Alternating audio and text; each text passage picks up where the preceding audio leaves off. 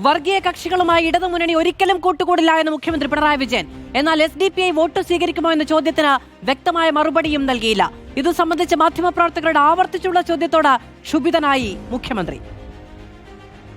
SDPI ബാന്ധവം UDF പ്രചരിപ്പിക്കുന്ന നുണയാണ്. വർഗീയ കക്ഷികളുമായി ഇടതുമുന്നണി ഒരിക്കലും സന്ധി ചെയ്തിട്ടില്ല.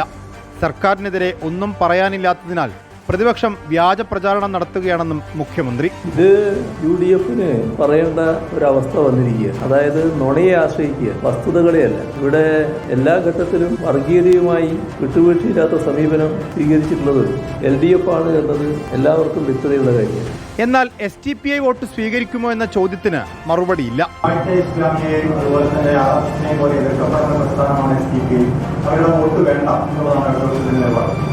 നിങ്ങൾ കാണേണ്ടത് ഏത് വർഗീയതയോടും ഞങ്ങൾക്ക് കൃത്യമായ നിലപാടുണ്ട്. എല്ലാ വർഗീയതയോടും ഒരേ നിലപാടാണ്, എല്ലാ വർഗീയ ശക്തികളോടും ഒരേ നിലപാടാണ്.